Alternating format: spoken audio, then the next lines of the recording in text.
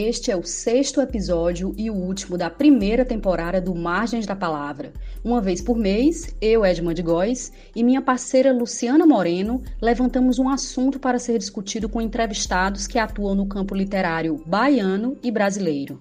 Também convidamos colaboradores para fazerem leituras literárias e damos dicas do campo da cultura e de assuntos aleatórios. A edição deste mês foi pautada pelas ruas. De um lado, a pandemia de Covid-19, que já matou mais de 72 mil pessoas e contaminou próximo de 2 milhões no Brasil, alterando nossas vidas e desfazendo qualquer projeção de futuro. É desesperador saber que entre a gravação desse episódio e o momento em que vocês nos escutam, esses números que eu acabei de falar já foram ultrapassados. De outro, as manifestações que se levantam em todo o mundo contra o racismo, o avanço da extrema-direita e suas práticas fascistas, acendendo o sinal de alerta de que vivemos um momento de virada histórica. Em junho de 2020, diversas vozes se levantaram em defesa da dignidade humana e dos princípios democráticos. Outras ressonorizaram velhas denúncias de desigualdades sociais, lembrando que a sociedade brasileira é sustentada pela não superação do racismo. No dia 25 de maio, o ex-segurança George Floyd foi morto por um policial branco nos Estados Unidos. A imagem que mostra George dizendo que não consegue respirar percorreu o mundo e encorajou manifestações e homenagens. Em Salvador, o Bloco Ileaê também realizou uma homenagem, com a participação do Fórum de Entidades Negras da Bahia e do Movimento Negro Unificado na Senzala do Barro Preto, no bairro do Curuzu. Poucos dias antes, o jovem negro João Pedro, de 14 anos, foi morto em uma operação policial no Rio de Janeiro. Ele é, infelizmente, mais um número nos dados oficiais ou mais um número que poderá desaparecer num futuro próximo. Apesar de nos consternarmos com a morte de George Floyd, é necessário dizer que os números do Brasil superam o dos Estados Unidos nesse tipo de crime, desde a escravização até a atualidade. E apesar das militâncias negras e das organizações contrárias a essas mortes realizarem diversas ações de denúncia, mobilização social e auxílio às famílias atingidas, instituições governamentais ou privadas e setores da mídia não dão visibilidade ou criminalizam tais ações. O que contribui com uma falácia repetida historicamente no Brasil, de que o racismo aqui ou é mais ameno do que nos Estados Unidos, ou que os negros brasileiros se acostumaram com a violência racial e se adaptaram às condições impostas pela escravização. É importante lembrar que, para asseverar a realidade do racismo no nosso país, no relatório de 2019 sobre violação dos direitos humanos, os dados referentes à violência policial foram retirados do documento do Ministério do Governo Federal responsável por essa questão. Como entender a diferença de reações por parte de algumas instituições quando morre um afro-americano e quando, no Brasil, mais de 70 jovens negros são mortos por dia? Esse número alarmante consta no Atlas da Violência de 2019, realizado pelo IPEA e pelo Fórum Brasileiro de Segurança Pública. Acrescenta-se a esse número o fato de que são jovens do sexo masculino, pobres, nordestinos e nortistas. Para esta edição, resolvemos ter 2 convidados. No primeiro bloco, vamos falar sobre as manifestações antirracistas no Brasil e nos Estados Unidos. E no segundo, sobre as manifestações em defesa da democracia e a luta antifascista. Nossos convidados também falaram sobre o papel da literatura em meio a tudo isso. É o que nós vamos ouvir agora.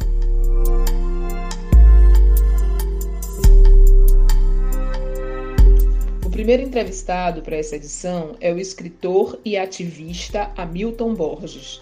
Hamilton Borges dos Santos nasceu em Salvador, no bairro da Liberdade. Viveu em Belo Horizonte e São Paulo.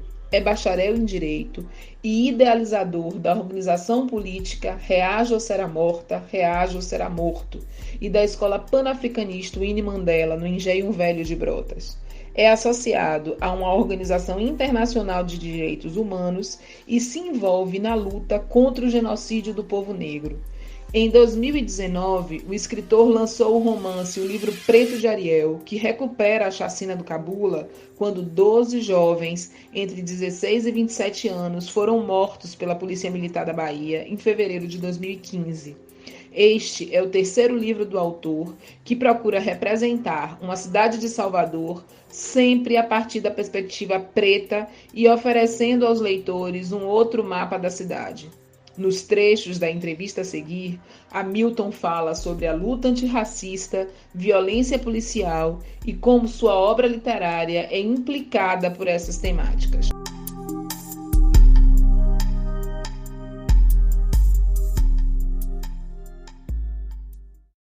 Como é que você tem percebido a ressonância dos protestos nos Estados Unidos desde o homicídio do George Floyd e também aqui no Brasil, onde os índices de violência policial e racismo antinegro são alarmantes, mas a comoção, infelizmente, parece restrita a parcelas da população que estão diretamente afetadas com a questão racial.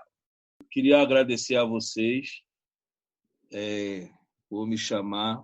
Infelizmente, me chamar para falar mais uma vez, sobre violência, sobre essas coisas. Eu queria estar num mundo perfeito em que pudesse falar de literatura, certo?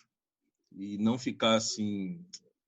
É tanto verdade que nesse momento em que as pessoas resolveram, parece que, depois de tanto tempo, vendo tanto cadáver, andando e se amontoando pelo Nordeste, cadáveres pretos, vítimas de violência policial, parece que precisou a classe média branca olhar para os Estados Unidos, onde elas fazem compras, porque os interesses da classe média branca com os Estados Unidos é fazer compra, não é fazer ligação de luta.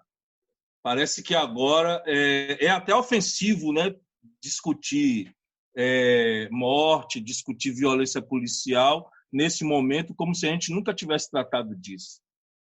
Então, é assim que eu vejo as repercussões e a onda depois da morte de George Floyd. É assim que eu vejo. É assim que qualquer pessoa que faz luta racial no Brasil, seriamente, deveria ver também. É apenas uma coisa engatilhada mais uma vez pelo mercado, pela falta de fazer do mercado, pela falta do que fazer do capitalismo. Quando não estão matando a gente, estão ludibriando a gente. O que está acontecendo não é absolutamente nada, não vai transformar nada e não vai mudar nada. O livro Preto de Ariel, ele vem num outro contexto.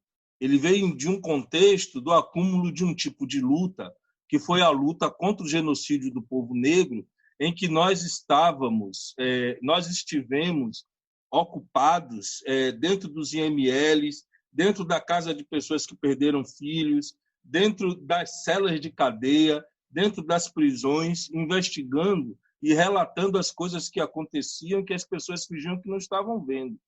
Esse que é o contexto do livro Preto de Ariel. E o livro Preto de Ariel ele pretende mais. Ele pretende ser uma espécie de ensaio de uma revolução necessária. E a revolução necessária não vai ser quebrando o banco, não vai ser, fazendo manifestação de hashtag, não vai ser colocando... A revolução ela será e ela está acontecendo de uma forma lenta, gradual e organizada. Hamilton, você pode falar um pouco para a gente como você entende a relação entre a luta antifascista com o antirracismo? Se você for fazer uma conta na ponta de lápis de quem é que morre com a brutalidade policial e o genocídio, quem morre são as pessoas pretas e atintas. Se você for fazer uma análise, porque a gente detesta número, isso é coisa de pesquisador. O pesquisador pega o número, esquece a alma, os sonhos, a vida das pessoas. O pesquisador não quer saber se as pessoas tiveram sonhos. Antes da gente falar sobre o genocídio do povo negro, as pessoas, inclusive pessoas negras de ONGs e de universidades, elas faziam várias pesquisas, publicavam relatórios e não tinha a vida das pessoas. Nós pegamos as fotos e a vida das pessoas, a história das pessoas e colocamos em relevo. Agora, se você quiser pegar pelos dados do IBGE, é um grande problema os dados do IBGE. Os dados do IBGE estão falando dessa categoria que você colocou aí, que é a categoria negro. Essa categoria ela não tem nenhum sentido para a gente. É uma categoria que nos humilha, é uma categoria que diz que negro significa as pessoas que não têm alma, que têm ausência de alma. Nós somos pretos. Então, do ponto de vista de preto, nós somos só 8% da população. Nós somos menos do que as pessoas que estão nos Estados Unidos. Do ponto de vista de preto, nós somos menos. O que está acontecendo de manifestação nas ruas não é manifestação contra a morte negra. O que está acontecendo de manifestação pela rua, primeiro que é uma teatralização. As pessoas, nós temos os nossos próprios dramas aqui. Aí morreu um menino dentro de casa no Rio de Janeiro, antes até da morte de George Floyd. Esse menino morreu no dia do aniversário de Malcolm X. No dia exatamente do nascimento de Malcolm X, esse menino foi assassinado por uma operação comandada pela Polícia Federal e pela Polícia Civil. As pessoas não se manifestaram. O que elas propuseram foi fazer uma manifestação online. Uma manifestação online pela vida dos meninos. Manifestação online que por detrás dela tem apoio da Oxford, apoio da Fundação FOR, apoio da Fundação isso, Fundação aquilo, que drena o dinheiro, esse dinheiro que poderia fazer alguma coisa para as organizações que estão liderando esse negócio. Aí depois veio a morte de George Floyd. Depois da morte de George Floyd, as pessoas pegaram uma hashtag, que é uma palavra de ordem norte-americana, de um grupo norte-americano, um grupo que nasceu, inclusive, depois do surgimento da Reaja e depois da internacionalização da Reaja. A Reaja já tinha internacionalizado, colocado o debate na OEA, colocado o debate no mundo inteiro, mas as pessoas elas precisam se fixar no que está dado pelos Estados Unidos, pelos negros dos Estados Unidos, como se os negros dos Estados Unidos fossem melhores do que a gente. Inclusive, elas diziam assim, os negros brasileiros não fazem nada, não queimam um ônibus, não sei o quê, não sei o quê, não sei o quê, não sei o quê. O que está acontecendo aqui é um desmonte, pelo contrário. Não tem negócio de, porque as pessoas estão saindo à rua. Elas estão desmontando um debate sério. Nós estamos debatendo genocídio do povo negro. Nós estamos debatendo ódio antinegro. E elas estão pegando, capturando isso, levando para a televisão para ganhar mais hashtag, mais curtida, para ganhar mais visibilidade, para se tornarem mais influência. Elas não estão fazendo luta. Elas estão falando de uma categoria de luta que é distante, que não tem nada a ver com a luta do povo negro, que é esse negócio de antifascismo. O que é o antifascismo para nós negros? O que é o antifascismo diante de mais de 350 anos mais de 350 anos de escravidão e mais de 100 anos de exclusão do povo negro? Esse debate de antifascismo não nos pertence. Veja a capturação, quer dizer, veja como se capturam a nossa alma e a nossa rebeldia e a nossa luta. A primeira pergunta é saber o que é o antirracismo. Para saber se essas duas pautas se juntam, é primeiro saber o que é o antirracismo. O antirracismo é uma pauta que nasceu nos anos 80 na França, com o Disque Racismo, que era uma operação de pessoas francesas que queriam lutar contra o racismo, sobretudo a partir da pauta dos imigrantes, para defender a liberdade dos imigrantes, defender não sei o que lá dos imigrantes. Quando essas pessoas eram signatárias, os avós, os bisavós delas, elas exploraram, a França explorou países africanos, drenou seus recursos, drenou seu dinheiro, tirou todas as potencialidades de vários países africanos, e aí depois, como os brancos sempre fazem, os brancos eles dão um chute na bunda, quem disse isso foi Steve Biko, na África do Sul de 77. Os brancos dão um chute na bunda, depois eles querem ensinar como você se defender do chute na bunda. De qualquer jeito, eles querem ser protagonista da sua luta. Então, A ideia do antirracismo é uma armadilha, que tudo isso são novidades que vêm surgindo aqui nesse ano 2000, novidades que a gente já estava discutindo, a gente já estava debatendo nos anos 80, nos anos 90, a gente já estava nos anos 90 dizendo, olha, o racismo estrutura as relações raciais no Brasil. Aí alguém cria um livro, fica vendendo igual a água e todo mundo fica naquela literatura superficial de que o Brasil o antirracismo nada mais, nada menos do que o debate que se faz aqui desse negócio de promoção da igualdade, que até o governo, esses governos de esquerda, ficam criando secretarias de promoção da igualdade. O que é que o antirracismo fala? O antirracismo fala da igualdade entre negros e brancos. Isso não existe. Esse negócio de igualdade é uma coisa que só os negros ficam buscando. Os brancos não querem ser iguais a gente. Os brancos não são iguais a gente. Nem a igualdade formal, nem a igualdade de fato. O que nós temos, na verdade, é uma ausência da humanidade negra. A humanidade negra, ela é o tempo todo destruída, detonada. A nossa humanidade é o tempo todo colocada de lado. E nós temos que agir como se fôssemos cordeirinhos, quando todos os tipos de questões são levantadas para a gente, e a gente deve fazer todo o possível para não afastar o branco bom, não tirar do nosso canto o branco bom, o branco que faz alguma coisa por nós, o branco que quer contribuir com a luta. Nós não precisamos de ninguém que contribua com a nossa luta. Nós precisamos, nós precisamos nos organizar enquanto pessoas pretas e termos a certeza de que nós estamos numa guerra e que essa guerra ela não vai ser vencida com hashtag. Essa guerra ela não pode ser vencida com um movimento que se diz antirracista e que convoca o povo para criar e para lutar por sua pauta.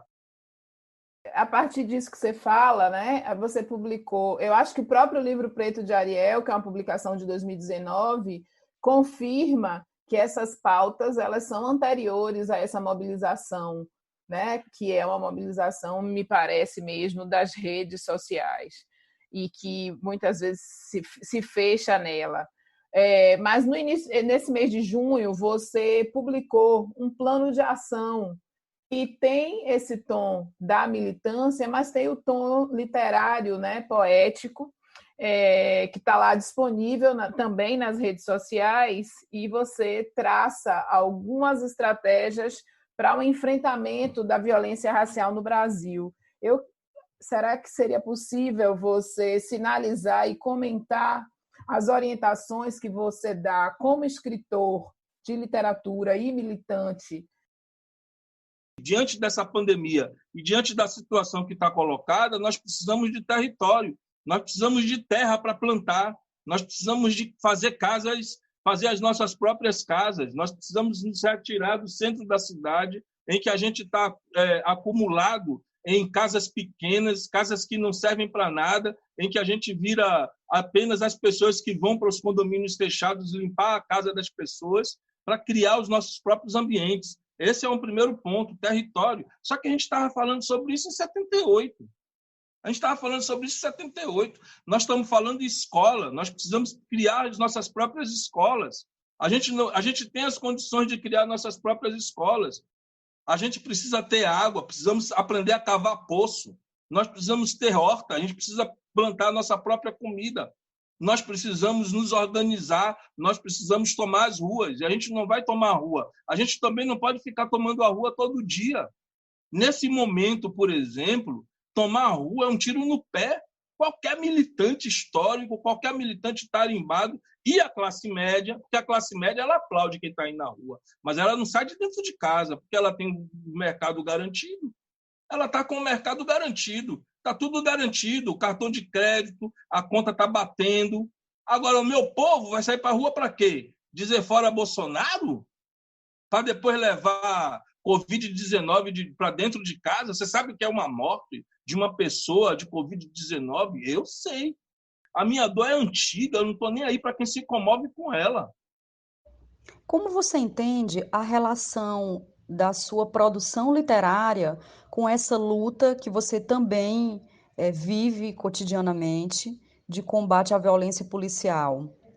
Esse negócio de escrever, do primeiro momento que eu entrei no movimento negro, né, eu já vinha com um repertório, né, de escritos, de poemas, e que tinham essa perspectiva de luta racial, né? Eu me lembro que eu era dos grupos maloqueiros, eu, Gueluá, Cuca Matos, várias pessoas, e eu tinha um poema que era Santa Negra, tinha aquele poema, né, Santa Clara, eu escrevi o Santa Negra, negrai, a negrai nossas cabeças, Santa Negra, nos falai de nossos deuses e heróis, e outros poemas, né, que desafiavam a ordem, desafiavam a polícia, isso nos anos 80. E isso foi muito bom para mim dentro do movimento, porque o movimento negro organizado é um lugar que as pessoas têm tarefas, as pessoas elas trabalham muito, né? O movimento negro organizado, uma das minhas tarefas era organizar as pessoas em trabalhos artísticos, porque sou um homem que passei pelo teatro, pela dança, balé, etc., a organizar os trabalhos artísticos dentro das comunidades. E a outra coisa era escrever para as pessoas, boletins, né? Então eu escrevia muito, escrevia boletins, a gente escrevia, tirava xerox. Eu tinha um e-mail chamado Hamilton Panafricanista não, Hamilton Pantera Negra. E aí, esse Pantera Negra, eu escrevia várias coisas e soltava no e-mail das pessoas. Depois, como é que chama? Aqui, voltei para Salvador, com o negócio da Reaja. Eu escrevia alguns textos sobre cadeia, tirava xerox e levava de forma clandestina para a cadeia.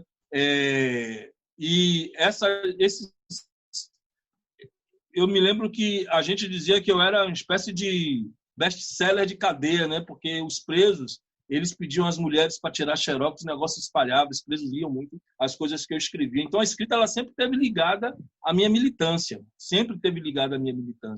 E a dificuldade de publicar sempre foi um problema, que a gente nem achava que era possível publicar.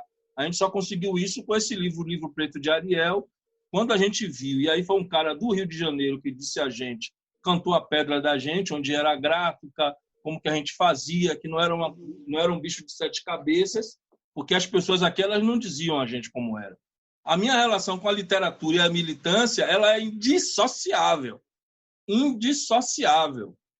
Não existe uma dissociação e também não existe o gênero que eu estou escrevendo. Hamilton agora não vai escrever mais sobre militância. Não, se eu tivesse agora mesmo, eu estou escrevendo literatura erótica, nessa compulsão pela morte, nessa onda de morte, nessa onda de desgraça que a gente está todo mundo mergulhado. Eu poderia estar escrevendo sobre morte, eu resolvi escrever sobre gozo, sobre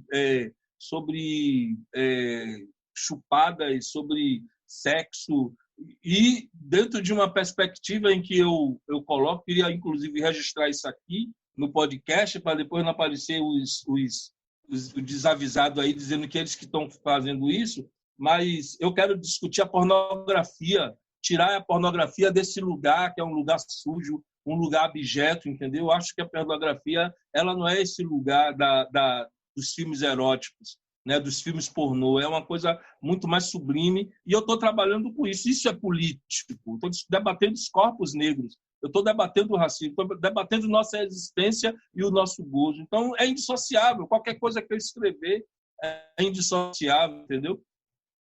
Mas sempre esteve ligado. O Livro Preto de Ariel, você pegar o Livro Preto de Ariel não é o primeiro. Se você pegar, por exemplo, Teoria Geral do Fracasso, o próprio título já está dizendo qual é o posicionamento político meu em relação à nossa presença no mundo. Aí depois vem o Salvador Cidade Túmulo, que é só morte, toda a ligação que está ali é a morte. E o Livro Preto de Ariel ele aparece para fechar uma espécie de trilogia, entendeu? Para fechar uma espécie de trilogia que fala na situação. Você tem que revelar a Bahia. Você tem que dizer quem é a Bahia. Quem está fazendo isso? O Mandingo está fazendo isso.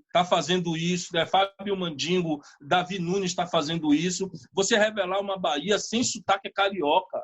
Porque tem muita gente que escreve sobre a Bahia, mas parece que é carioca. Parece que é paulista. Né? Quer dizer, precisa desse sotaque paulista para falar da sua própria terra. Então, a gente coloca o sotaque nosso, a cor nossa, a forma nossa, e registrar para as gerações futuras o que é que nós estamos vivendo. Jorge Amado não pode ser nossa testemunha. Ele não pode ser nossa testemunha. Ele está olhando a gente de uma varanda de Senhor do Cacau, entendeu? E nós agora estamos falando sobre nós mesmos.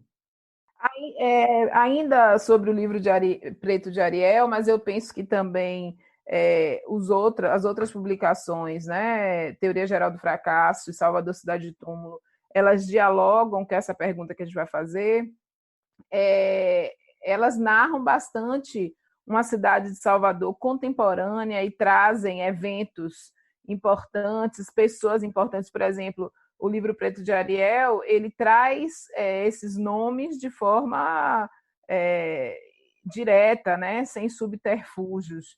A primeira como é esse esforço de pesquisa para construir essa literatura e trazer essas figuras baianas e esses eventos baianos.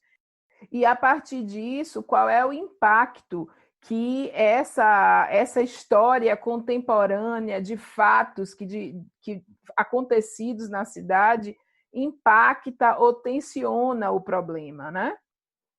Entre os seus leitores. Quando eu comecei a ler o livro Preto de Ariel, escrever, aliás, você é testemunha, né? Porque você participou disso praticamente todos os momentos. Eu achava que quando publicasse o livro ia ser banido, ia ser perseguido, que a polícia militar, o governo ia mandar retirar, que eu ia receber processo. Por incrível que pareça, nunca recebi nada disso, nenhuma ligação, nenhuma ameaça, nada, absolutamente nada. Não recebi, pelo contrário. Isso eu acho que já responde uma parte. Em relação ao livro e ao nome das pessoas que estão lá, foi no momento que eu li, a gente estava fazendo, não sei se você se lembra, aquela pesquisa sobre Carolina de Jesus, e aí eu li aquele negócio que ela dizia aos caras, né, os desafetos dela. O que se dizia é o seguinte: não, bota, pode dar problema, mas bota, vai fazer o quê? Vai colocar Rui cortado? Bota Rui corta mesmo.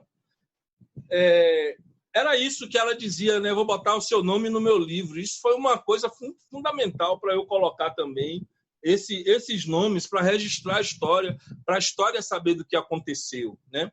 Em relação à pesquisa, a maior parte dela é memória no livro Preto de Ariel e também no Salvador Cidade de Túmulo. É a memória, porque é a memória no sentido de que eu vivi cada coisa dessa.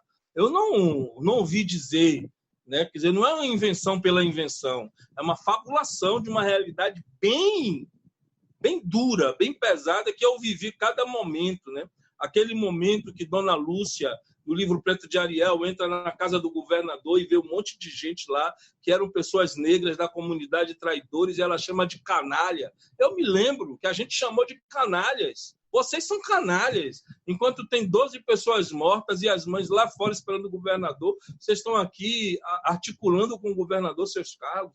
Vocês são canalhas. Então, a gente viveu isso, né? Nós vivemos isso. Agora, teve também um processo de pesquisa.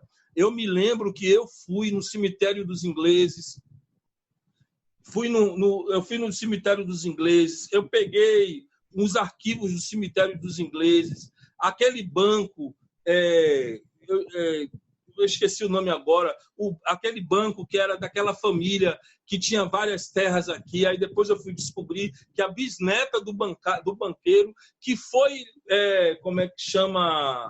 que foi senhor de escravos, ela é uma das acionistas da cadeia privatizada daqui de Salvador, que quando era ACM só tinha uma, agora tem 5 cadeias privatizadas. Tudo isso eu pesquisei também. Né? Pesquisei o nome dessas pessoas, né? A origem delas, o que elas fizeram, entendeu? Pesquisei a história de Zeferina, pesquisei a história de Balogun, entendeu? Que eram pessoas negras revoltosas. Então, teve um processo. A minha literatura é uma literatura que ela circula vários lugares da universidade, de universidades estrangeiras, Universidade do Texas, Universidade de Nova York, Universidade de Brown, Universidade da Califórnia, mas, sobretudo, na cadeia. O lugar que eu mais vendi foi na cadeia e teve retorno. Né? Vários presos chegaram para mim e disseram assim, Maharashtra, aquela rebelião não teve isso. Quem é esse Nicanor? Quem foi esse Nicanor? Mas você precisava dizer também do cara que foi torturado e tal. Mas no próximo eu escrevo, irmão. Ou melhor, até digo a eles, escreva aí para a gente publicar o livro de vocês. Mas a minha literatura é uma coisa, talvez que vocês não tenham perguntado, mas eu queria dizer, é uma literatura, aliás, é um livro, todos os meus livros, eles circulam muito, né? Boto na mala, eu não levo 20 livros na mala quando eu viajo, eu levo 150 livros para São Paulo, 200 livros para Rio de Janeiro, desço para o Espírito Santo, vou para Belo Horizonte, vou para Califórnia. É desse jeito. Traduzir, já está traduzido o livro Preto de Ariel, já está traduzido o livro Preto de Ariel para o inglês. Só falta a próxima revisão, né? Você tem uma revisão, depois você tem uma outra revisão. De Brasília, ouvimos nossa segunda entrevistada desta edição, a professora de Literatura Brasileira da Universidade de Brasília, UNB, Regina Dal Castanhe. Regina coordena o grupo de estudos em literatura brasileira contemporânea e tem trabalhos em que analisa romances sobre a ditadura brasileira, além de uma ampla pesquisa sobre o perfil do escritor brasileiro, publicada no livro Literatura Brasileira Contemporânea, um território contestado.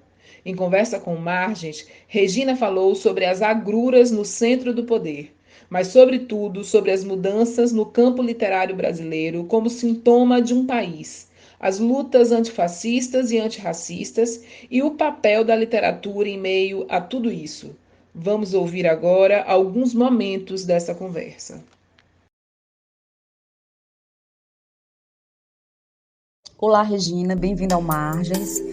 Eu queria começar te perguntando a respeito da linguagem e dos métodos e estratégias que há quem diga que a extrema-direita estaria cooptando da esquerda. Um exemplo disso seriam os panelaços na época do pedido de impeachment da presidenta Dilma. Então, eu queria te ouvir um pouco sobre isso. Há de fato, essa cooptação da linguagem e de algumas práticas da militância de esquerda? Então, o panelaço foi aquele primeiro desconforto que a gente teve, né? O panelaço contra a Dilma, porque realmente sempre foi algo vinculado à esquerda, né, da América Latina. E, inclusive, tivemos uma dificuldade muito grande para retomar a ideia do panelaço agora contra Bolsonaro. Né? Foi retomado, a gente decidiu, mas lembro muito do desconforto de algumas pessoas dizendo, não, eu não vou bater panela porque eu não quero ser confundido com um bolsonarista. Então, é claro, tem muito... eles tomaram muitas das nossas estratégias, como você falou, né?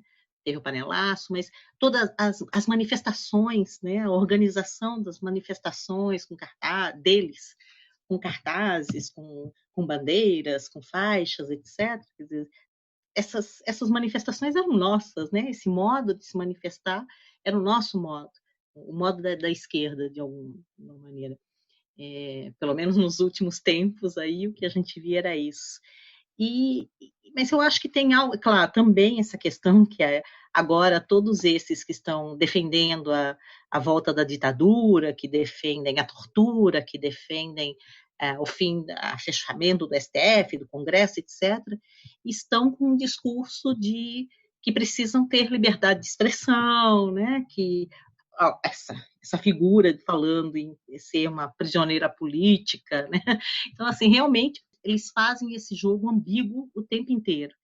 E eu acho que vai além, né, dessas estratégias mais diretas, mais claras que a gente vê, porque é assustador se você pensar que o discurso sobre a relatividade das coisas, né, a ambiguidade, a necessidade que a gente tem que respeitar diferentes pensamentos, diferentes opiniões, etc., que sempre foi muito trazida por nós mesmos, está servindo a eles para dizer que, então, a opinião deles também vale, né? A opinião de que a Terra não é redonda, o coronavírus não existe, os leitos dos hospitais estão vazios, né? Então, assim, aquilo que a gente entendia como uma necessidade de abrir o olhar, entender outras vozes, né? Abrir um espaço para o contraditório, digamos assim, para aquilo que não era exatamente o que a gente pensava,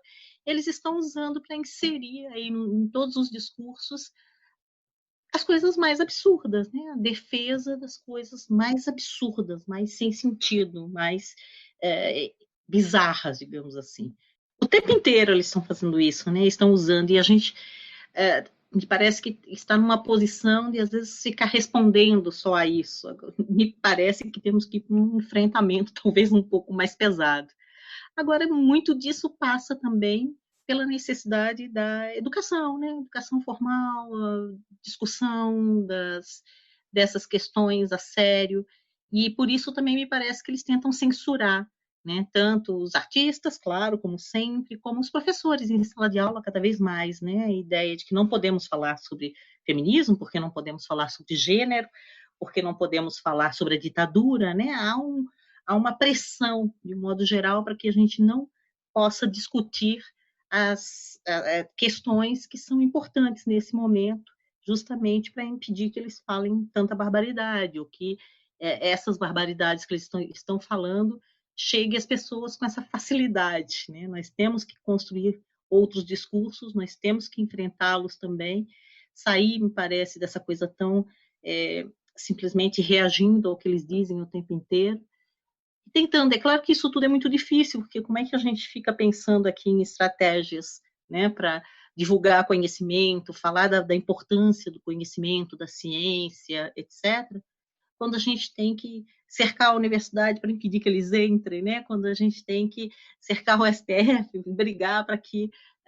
Então, a gente está numa situação muito, muito delicada, muito difícil, e eles sabem disso, eles trabalham nesse sentido, né? Eles impedem que a gente vá um pouco adiante, porque sempre temos que estar defendendo alguma coisa que eles estão atacando, né?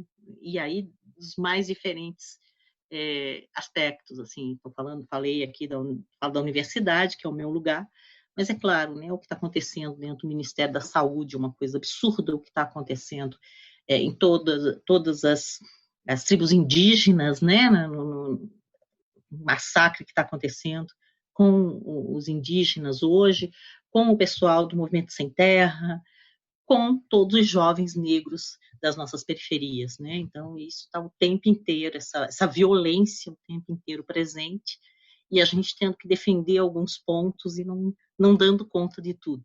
A estratégia deles é atacar por todos os lados, é claro. Aqui na Bahia, nós temos um poeta chamado Landé Onoalé, que já foi entrevistado em outro episódio do Margens da Palavra, e ele diz, abre aspas, no Brasil, a ditadura nunca se extinguiu para a gente de pele escura, a antilei, o falso indício, o sumiço e a tortura. E Sérgio Vaz complementa, né, que a ditadura nunca acabou nas periferias brasileiras, porque tortura, violência policial, saco na cabeça, nunca deixaram de acontecer nas periferias, né? Então, você, Regina, entende que a luta antifascista é diferente ou ela complementa essa luta antirracista e que tem a ver também com a questão desse espaço periférico? Durante o mestrado, lá nos anos 90, começo dos anos 90, sobre essa literatura que pensava a ditadura, né? Romance sobre a ditadura. Naquela época, na verdade, eu fiz todo um levantamento, li muita coisa sobre o período, sobre essa reflexão que os autores fizeram sobre o período até recente, né? 85, a gente foi até 85 com a ditadura, e eu terminava o meu trabalho dizendo que estranhava a ausência, né, de romances que trouxessem trabalhadores, pobres, negros, indígenas, etc. Realmente havia muito pouco. eram personagens absolutamente coadjuvantes nesses romances, né? Quando aparecia um ou outro, um pintor de parede, um indígena, um negro, etc. Eram, claro, obras produzidas por autores brancos, jornalistas, etc., das grandes cidades.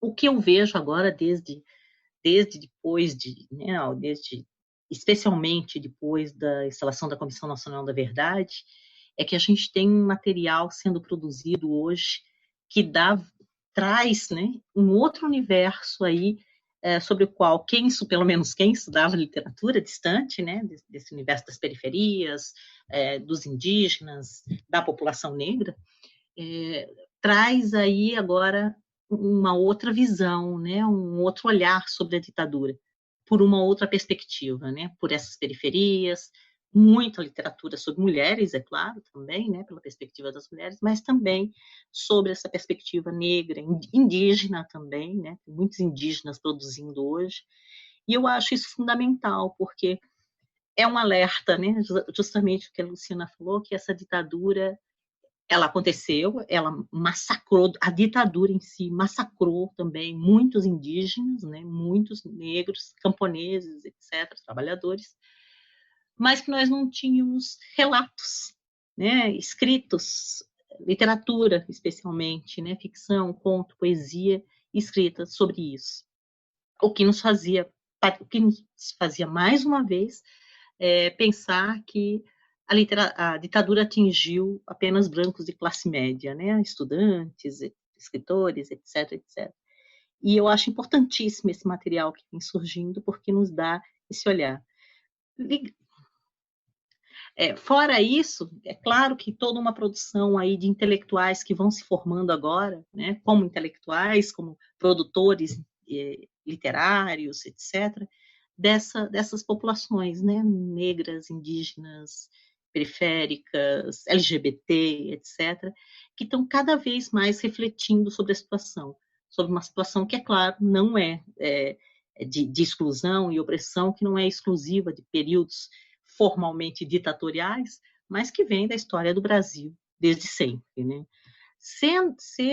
Em relação a essas lutas chamadas antifascistas, a discussão, né, entre se o termo antifascismo esconde situações específicas, mais uma vez, pode ser que sim, né? Agora, é claro que quando eu penso algo que seja antifascista, não tem como ser antifascista sem ser antirracista, sem ser, né, homofóbico, etc. Então, as coisas deveriam estar juntas. Agora, obviamente que é necessário dar visibilidade a outras opressões, né? A luta tem que ser também antirracista, a luta tem que ser também anti-homofóbica, a luta tem que ser também feminista, né? E tem que estar ciente de uma coisa que vem desaparecendo das discussões também, que é uma luta de classe, né? A gente está muito evidente isso também. Então, me parece que a gente não precisa apagar nenhuma dessas lutas, né, dessas especificidades dentro do rótulo do antifascismo. Regina, as últimas falas que eu ouvi sua sobre o perfil do escritor brasileiro, você dizia que quase não tinha tido alteração desse perfil, não é? Por outro lado, a gente percebe que há uma alteração no mercado editorial brasileiro, com um maior número de escritores e escritoras negras, indígenas, editoras também especializadas nesse tipo de autoria. Então, eu gostaria de saber se você ainda tem essa opinião ou se você já percebe uma mudança maior. Aquela minha pesquisa era um levantamento a partir das grandes editoras, das principais editoras, né? Não era uma pesquisa sobre tudo que se publica no Brasil, era uma pesquisa sobre o que era publicado pelas principais editoras, né? Aquelas que faziam publicidade, que chegavam a todas as grandes livrarias do país, que traduziam, né? Conseguiam contratos de tradução para os autores, etc. Então, mas eu acho que de 2015, como você está falando, de 2015, 2014 para cá, a situação do mercado livreiro no Brasil mudou bastante, né? Então, a gente tem que refletir de novo sobre o que está acontecendo por aqui. Se eu fosse fazer a mesma pesquisa, né, o mesmo levantamento, de novo, com essas editoras mais importantes, embora elas já estejam mais combalidas, né, mas com as editoras mais importantes, a minha hipótese é que o resultado seria o mesmo. Né? Vinha, inclusive, mais recentemente, o número de autores negros, para minha surpresa, diminuía. O número de personagens negras vinha diminuindo, não aumentando. Né? O número de autoras mulheres aumentou. Agora, autores negros, não, nas grandes editoras. Mas eu acho que a gente não pode mais pensar a literatura brasileira, o campo literário brasileiro, com essa restrição. Né? Esse universo já foi muito mais importante. Continua sendo, é claro, mas as grandes editoras estão quebradas no Brasil, as grandes livrarias estão quebradas no Brasil. Então, assim, há um movimento muito rico que eu venho acompanhando, que é justamente o surgimento de pequenas editoras, né? Editores e editoras, mulheres, pessoas muito sérias que vêm tentando fazer esse trabalho de divulgação, né? De publicação e divulgação de autores nacionais. A gente vê, é claro, sempre houve, a gente já tinha editoras, sim, especializadas em autoria negra, né? Tem editoras aí já há mais de 40 anos trabalhando, um pessoal importante, etc. Eu acho que o que mudou é o quanto esse material publicado por essas editoras vem sendo divulgado. Né? Eu acho que tinha uma circulação mais restrita. Né? Eles publicavam e eram lidos por poucos. E isso tem, é claro, eu acho que tem 2 fatores importantes aí. As redes sociais, é claro, né? Onde que as informações vão sendo transmitidas com mais facilidade. A gente teve aí a formação de muitos profissionais negros, né, a partir das cotas, da instalação das cotas, a partir de um investimento que houve nos governos do PT em bolsas de estudo para estudantes carentes, nas cotas, propriamente dito, nos cursos noturnos, que daí trabalhadores, né, que ficavam o dia inteiro fora, podiam fazer faculdade.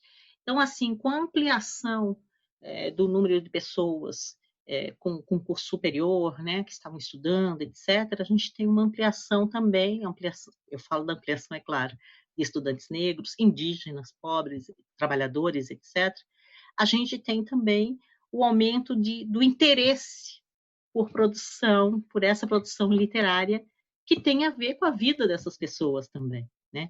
Tanto essas pessoas estão construindo, vão se tornando intelectuais, escritores, escritoras, etc., como também tem o desejo de consumir material que fale sobre sua experiência de vida. Então, eu acho que são movimentos importantes. Né? Eu acho que nós temos cada vez mais, sim, autores surgindo, novas vozes surgindo, e espero que isso não seja abafado, né? Esse movimento, acho que esse golpe que está aí também tem muito a ver com abafar essas vozes que vêm surgindo há algum tempo, com uma força cada vez maior, né? Falando sobre o mundo, expressando sobre ele, atuando nele. E a gente vai ter um campo literário um pouco diferente, me parece, né? Que ele está, não só por conta da pandemia, é claro, mas que ele vem se movimentando há algum tempo, e tem a ver muito com essa inclusão dessas novas vozes aí. Eu fico muito curiosa se existe um investimento da pesquisa no Brasil, eu não sei se você tem notícia, Regina, de pessoas que estejam buscando entender esse mercado literário que não é esse das grandes editoras. Já vou aproveitar e fazer uma propaganda. O próximo número da revista Estudos de Literatura Brasileira Contemporânea, que o grupo de pesquisa que eu coordeno vai lançar, número 61, na verdade. Ele tem um dossiê que se chama Edição Independente, justamente de um grupo de pesquisadores lá do Cefet, de Minas Gerais, e da UFMG, né, porque tem um grupo grande ali em Minas Gerais, é o grupo que eu conheço, que está preocupado especialmente exatamente com isso que você falou, quer dizer, essa produção independente, né? A venda totalmente fora do circuito de livrarias, por exemplo, essas pequenas feiras de publicação independente, que são uma das coisas mais bonitas que eu tenho acompanhado, né? Muito mais interessantes do que as feiras oficiais de livros, etc., onde se junta normalmente o pessoal que escreve, mas também o pessoal que escreve literatura, mas também o pessoal que faz quadrinhos, também o pessoal das artes, né? Que vende fotografia, que vende desenhos, adesivos, etc, etc. Então, um universo bem interessante. O pessoal que eu conheço é esse, né, que está aí, que está coordenando, inclusive, esse dossiê. Eu acho que daí, a partir daí, a gente também vai, a partir dos textos que forem publicados, a gente também vai detectar onde tem estudiosos sobre o assunto. Eu acho que muito interessante. Dentro dos estudos literários, às vezes há um preconceito em relação a pesquisadores que trabalham com esse viés mais sociológico, essa preocupação de mapeamento do campo literário, né, de compreensão de como as coisas funcionam de fato dentro do campo literário. Se espera muito que um estudioso de literatura se detenha apenas ao texto literário, né, à construção literária, etc. E eu acho isso muito empobrecedor, né? Como é que a gente vai pensar o texto literário antes de entender como que ele se insere, né, dentro do conjunto do campo literário brasileiro? Então, me parece fundamental, em primeiro lugar, fazer esses levantamentos mesmo, né, constatar, até para descobrir o que a gente vai estudar mais a fundo, né, o que vai nos interessar como foco de observação, digamos assim. E entendo que não há como a gente pensar, ainda mais uma literatura, essa literatura periférica, essa literatura da produção independente, não há como a gente falar sobre ela sem antes saber onde ela está, né? Sem antes levantar esse material. Sem ser também, porque a partir depois de um primeiro momento, de um primeiro levantamento sobre isso, a gente, é claro, vai fazer leituras mais detidas, né? Grupos de pesquisas fazem exatamente isso. Cada um vai escolher um autor, vai escolher um texto, vai escolher uma questão mais específica para focar, né? Para tentar entender mais a fundo como que esses problemas todos se resolvem discursivamente, literariamente, esteticamente, né? E aí é um segundo passo, me parece. Às vezes a gente vai tocando as duas coisas juntos, né? Vai levantando um material e vai juntando essa leitura mais detalhada, digamos assim. Eu acho que o processo agora nós estamos meio perdidos ainda, né? Meio tentando entender o que está acontecendo, mas eu acho que é um processo totalmente normal, né? Tranquilo, é isso mesmo, vamos levantar esse material, vamos entender a importância dessas vozes, né, para a composição da cultura brasileira, da literatura brasileira, da sociedade brasileira. Às vezes penso que a gente fala sempre em lutas tão grandes, né, antirracista, antifascista, etc., mas acho muito importante que a gente tenha muito claro de como é que a gente atua, né, como é que a gente trabalha com isso dentro do nosso campo menor, né? Dentro da sala de aula, dentro das nossas escolhas de pesquisa, né? Não adianta dizer que eu sou antirracista e não na luta ali na rua, etc. E quando eu vou para a sala de aula, não levar autores negros importantes, né? Quando eu escrever um artigo, não trazer autores indígenas também que discutem questões que são importantes, relevantes para aquilo que eu estou trabalhando. Então, entendo que é muito importante, nesse momento difícil, que a gente atue de forma antifascista, antirracista, anti-homofóbica, né, em todas as circunstâncias possíveis da nossa vida, especialmente da nossa vida acadêmica. Nós temos alunos, né, esperando que a gente faça isso, nós temos alunos querendo discutir isso, querendo se reconhecer dentro da literatura com a qual a gente trabalha também. Eu acho isso muito bonito, assim, acho uma importância muito grande. E, por fim, já que a gente está dentro dessa discussão, outro dia conversando com uma professora da história, ela dizia que nós, professores de literatura, teremos uma importância muito grande nesse momento, de agora adiante, porque cada vez mais os professores de história, né, os professores de história estão sendo retirados de sala de aula, os professores de filosofia, os professores de sociologia, né, várias áreas de conhecimento estão sendo retiradas de sala de aula, né, não falando da faculdade, mas das crianças, das escolas, dos colégios. E ela alertava que somos nós, professores de literatura, que podemos levar. Então, me parece que a responsabilidade de professores de literatura só vem crescendo. E nós, pesquisadoras de literatura, também temos uma outra responsabilidade, que é fornecer. Né? Nós temos mais tempo para nos debruçar sobre os livros, sobre a história, etc. O quanto é importante que a gente forneça esse material que a gente está produzindo, pensando, para os professores. Né? Essa relação entre pesquisa e sala de aula tem uma importância ainda maior no momento presente. Regina, a gente já está se encaminhando para o final, e aí eu quero voltar para uma análise desses últimos anos. Eu já havia comentado antes com você de um texto que eu li no El País, foi publicado no ano passado, em que o autor fazia uma reflexão sobre a produção dos autores franceses, e a hipótese dele é de que os autores franceses já estariam falando das questões que eram pautadas pelos coletes amarelos. Né? Então, fazendo uma transposição disso para os nossos últimos 7 anos, já que eu comecei a nossa conversa pautando esse período, né? Você acredita que a nossa literatura ela estava já sinalizando para esse momento que a gente está vivendo? Eu não vejo uma relação tão direta, né? Estavam prevendo ou alguma coisa nesse sentido. Mas eu acho que as coisas andam juntas. Né? Eu acho que nós tínhamos aí uma literatura que estava de pessoas, né, de grupos que estavam reivindicando vozes que estavam tentando pressionar no sentido de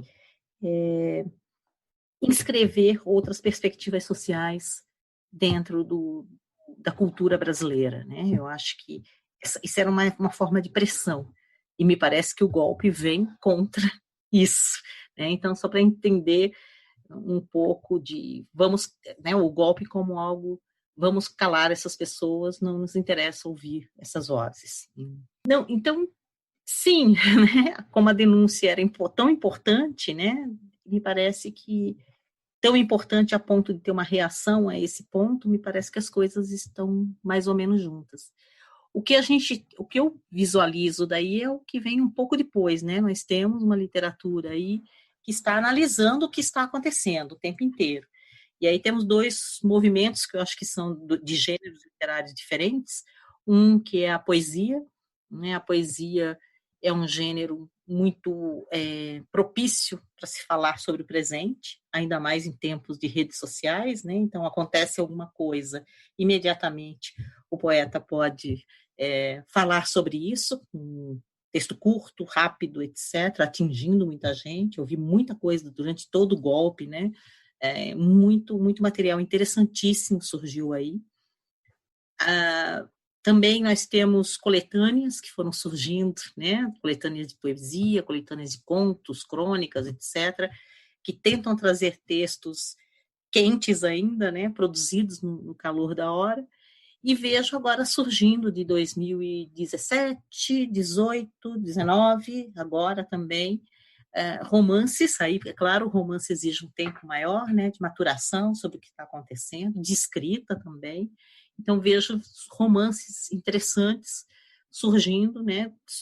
E o mais interessante é que são romances que falam sobre mulheres, que falam sobre indígenas, que falam sobre questões raciais, etc., me parece que mesmo autores mais conhecidos, autores brancos, publicados por grandes editoras, estão percebendo que, enfim, é preciso falar, né, desses outros grupos, que não dá mais para fazer de conta, né, que o problema é só entre nós, o problema é muito mais amplo, e essas perspectivas têm que ser trazidas para o texto literário. Então, tem romances belíssimos aí, surgidos há 2, 3 anos, né, que vão ser muito necessários para a gente entender o que está acontecendo hoje.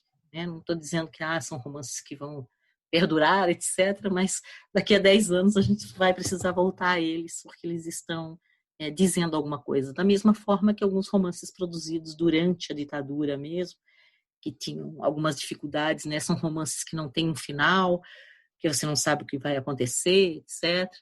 Então, me parece muito interessante também observar a literatura que vem sendo produzida agora, dos mais diferentes espaços, né? Aqueles produzidos, sim, dentro das grandes editoras, aqueles produzidos e publicados nessas editoras pequenas, corajosas, que estão tentando se manter em pé por aí, e essa produção, inclusive, que está pelas redes sociais, né? Que não foi nem publicada em livro ainda, mas que está circulando, e às vezes circulando fortemente. Acho que é importante a gente estar atento.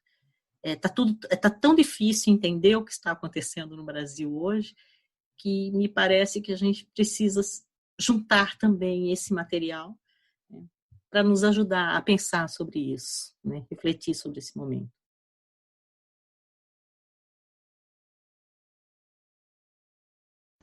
E assim encerramos o segundo bloco do Margens da Palavra. Fica com a gente.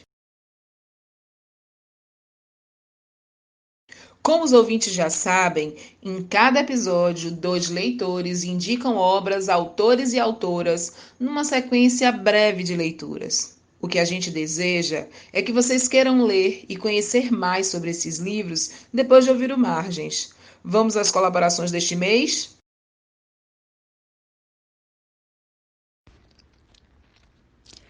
Oi, eu sou Kalila das Mercês, jornalista, pesquisadora em literatura, escritora, coordeno o projeto Escritoras Negras e também participo como pesquisadora do Grupo de Estudos em Literatura Brasileira Contemporânea na UNB.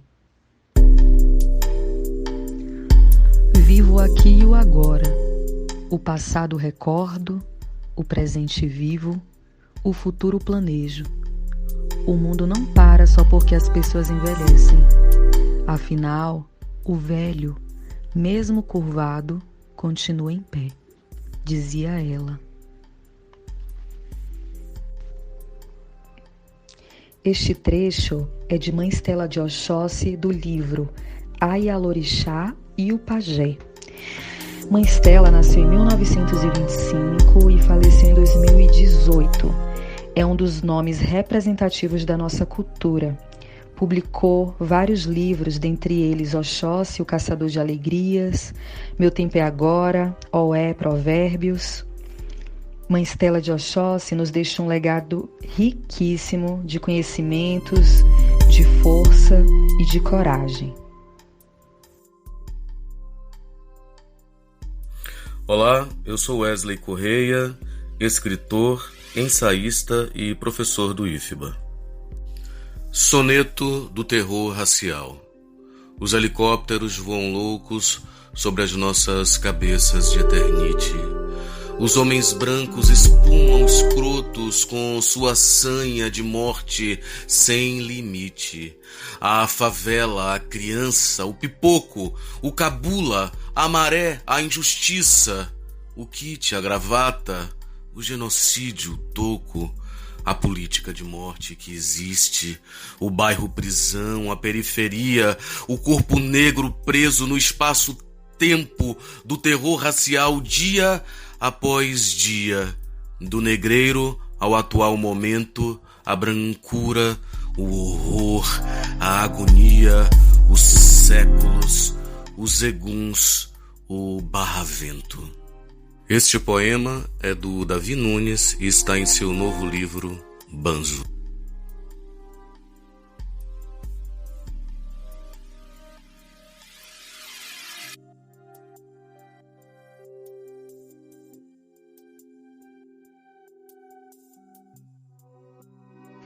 A dica desse mês é quase uma autopublicidade.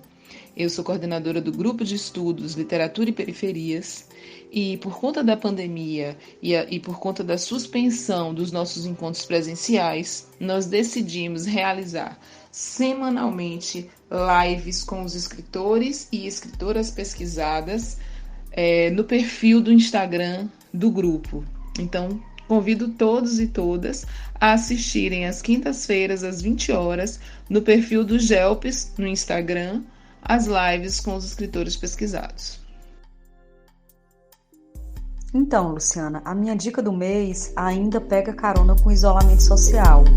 Lembrando que a reabertura das cidades não implica dizer que os números de Covid estão diminuindo.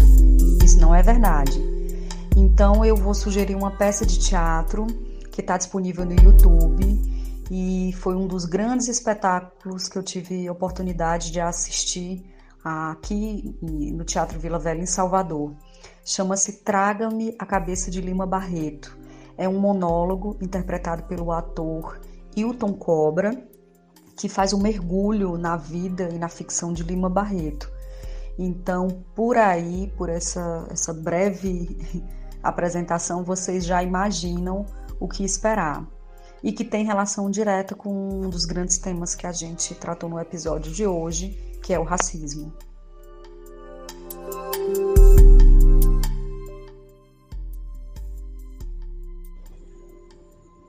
Este foi o 6º episódio e o último da primeira temporada do Margens da Palavra. Produção e apresentação, Edma de Góes e Luciana Moreno. Visitem nosso Instagram, nosso Twitter e enviem comentários e sugestões de pauta para o e-mail margensdapalavraba@gmail.com. Até breve!